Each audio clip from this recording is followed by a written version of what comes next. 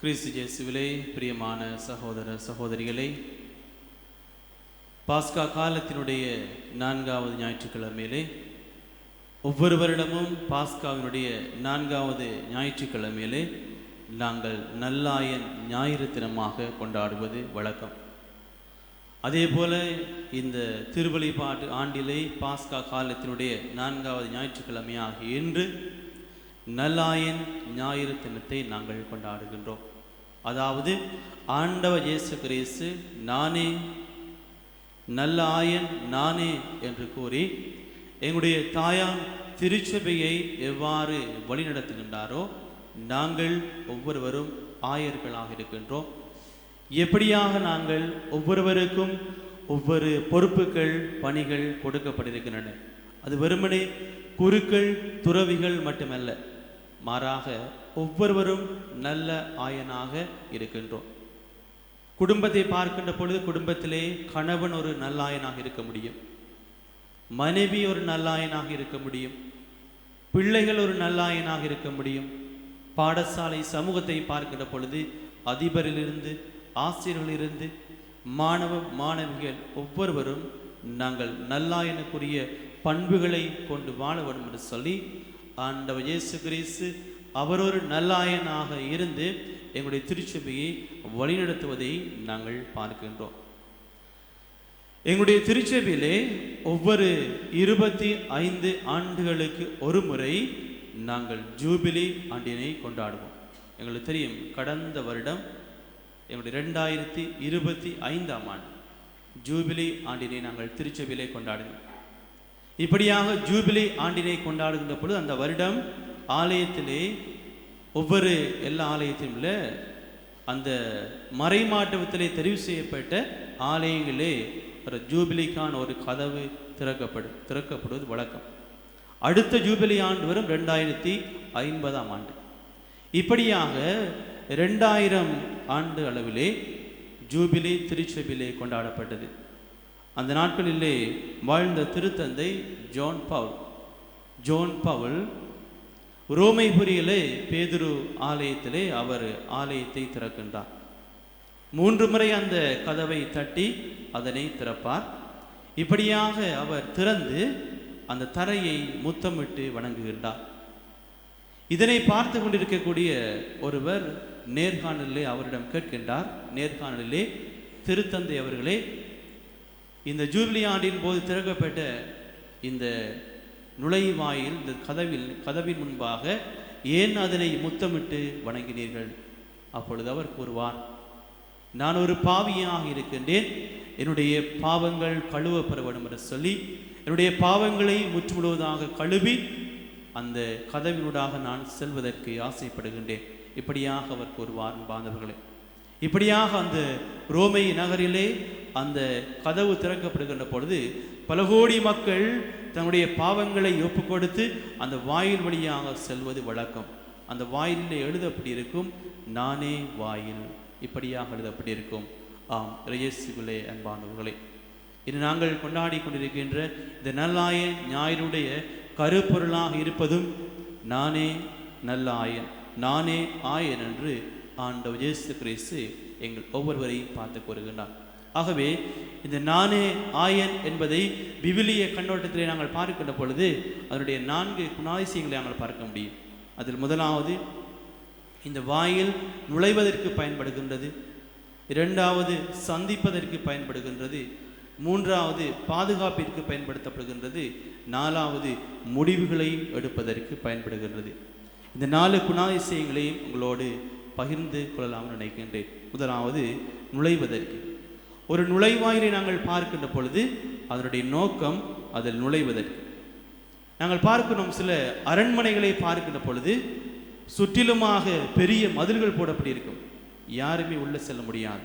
ஆனால் ஒரே ஒரு வாயில் தான் இருக்கும், அதன் வழியாகத்தான் செல்ல முடியும். தெரியும், சில இடங்களில் இளைஞர்களுக்கு கூடிய நேவி கேம்புகளுக்கு போயிட்டு பாருங்கள். நேவி கேம்புகளை போயிட்டு பார்க்கிற பொழுது முற்றிலுமாக பெரிய மதில்கள் அடைக்கப்பட்டு முட்கம்பிகள் போடப்பட்டு மாறாக ஒரே ஒரு வாயில் தான் இருக்கும். அந்த வாயில் வழியாக மட்டும்தான் நாங்கள் செல்ல முடியும். இப்படியாக பெரிய ஆலயங்கள் நகர வாயில் வழியாக இருக்கக்கூடிய கதவுகளை நாங்கள் பார்க்கின்ற பொழுது அங்கே ஒரே ஒரு வாயில் தான் இருக்கும். ஏனெனில் வேறு வழியாக யாருமே செல்வதற்கு தடை. ஆனால் ஒரே ஒரு வாயில் தான் இருக்கும். இப்படியாக அந்த வாயில் வழியாகத்தான் அந்த மக்கள் உள்ளே செல்ல முடியும். இப்படியாக ஆண்டவர் இயேசு கிறிஸ்துவும் இதனில் இந்த நுழைவாயில் என்பதற்கு அவர் கூறுகின்றார். இயேசு தன்னை நான் தான் ஒரு நுழைவாயில், என் வழியாக செல்லுங்கள், உங்களுக்கு பாதுகாப்பு கிடைக்கும். என்னுடைய வார்த்தைகளை கேளுங்கள், நீங்கள் உள்ளே செல்ல முடியும். என்னுடைய வார்த்தைகளை கேட்டு தியானிங்கள், என் வழியாக நீங்கள் செல்ல முடியும் என்று சொல்லி ஆண்டவர் இயேசு கிறிஸ்து இதிலே கூறுகின்றார். இரண்டாவது நாங்கள் பார்க்கின்றோம் சந்திப்பு. பழைய ஏற்பாட்டிலே நாங்கள் பார்க்கின்ற பொழுது நகர வாயில் என்பது இருக்கும். அந்த நகர வாயிலே தான் இறைவாக்கினர்கள் கூடியிருப்பார்கள். அந்த நகர வாயில் வழியே இறைவாக்கினர்கள் நின்று ஆண்டவருடைய வார்த்தையை மக்களுக்கு போதிப்பது ஒரு வழக்கமாக இருந்தது. அந்த நகர வாயிலே தான் வணிகர்கள் வருவார்கள். வணிகர்கள் தங்களுடைய வியாபாரங்களை அந்த வாயிலில் தான் சந்திப்பார்கள். இப்படியாக பல மக்களை சந்திப்பார்கள். மூன்றாவது பார்க்கின்றோம், ஏழை எளிய மக்கள் அந்த நகர வாயிலே வருவார்கள். ஏன்? பல மக்கள் வருகின்ற பொழுது அவர்களிடத்திலே ஏதேனும் பெற முடியும். இப்படியாக ஏழைகள் இருப்பார்கள், வழிபோக்கர்கள் இருப்பார்கள், நீதிபதிகள் இருப்பார்கள் அந்த நகர வாயிலே. இப்படியாக இந்த நகர வாயில், இந்த நுழைவாயில் சந்திக்கின்ற ஒரு கூடாரமாக, சந்திக்கின்ற ஒரு தளமாக இருப்பதை நாங்கள் பார்க்கின்றோம். இந்த நிலத்திலே, இந்த ஸ்தலத்திலே ஆண்டவர் இயேசு கிறிஸ்து கூறுவதுதான். ஆண்டவர் இயேசு கிறிஸ்து வெறுமனே அவர் மக்களை சென்று சந்திக்கின்றார். அவரிடத்திலே மக்கள் வருவதை பார்க்கிலும் அவர் மக்களை சென்று சந்திப்பதை, அவர் ஆன்மாக்களை தேடி சென்று சந்திப்பதை நாங்கள் பார்க்கின்றோம். ஆகவேதான் ஆண்டவர் இயேசு கிறிஸ்து பேசுகின்றார், நானே வாயில், நானே ஒவ்வொருவரையும் சந்திக்கின்ற ஒரு மனிதனாக, நானே ஒவ்வொரு மக்களையும் தேடி சென்று ஒவ்வொரு ஆன்மாக்களையும் மீட்கின்ற ஒரு வாயிலாக இருக்கிறேன் என்று சொல்லி ஆண்டவர் இந்த இரண்டாவது குணத்தின் மூலமாக எங்களுக்கு கூறுகின்றார். மூன்றாவது நாங்கள் பார்க்கின்றோம், இந்த நுழைவாயில் ஒரு பாதுகாப்பிற்காக இருக்கின்றது. ஒரு ஆட்டு தொழுவத்தை நாங்கள் பார்க்கின்ற பொழுது எங்களுக்கு தெரியும், எப்பொழுதுமே அந்த ஆட்டு தொழுவம் ஆயன் இல்லாத பொழுது எப்பொழுதுமே அடைக்கப்பட்டிருக்கும். வீடுகளில் கோழி வளர்க்குறாங்களுக்கு தெரியும், இரவுகளில் கோழியை கூடுகளில் போட்டு அடைப்பது வழக்கம். என்று சொன்னால் ஏதாவது விலங்குகள் அதனை கடிக்க முடியும். ஏதாவது விலங்குகள் மூலமாக, அச்சத்தின் மூலமாக அவர்கள் அதனை அடைத்து வைப்பார்கள். இது ஒரு சாதாரண விடயம். ஏனென்று சொன்னால் இப்படியாக இந்த நுழைவாயில் என்று பார்க்கின்ற பொழுது எப்பொழுதுமே ஒரு பாதுகாப்பின் ஒரு கருவியாக இருக்கின்றது.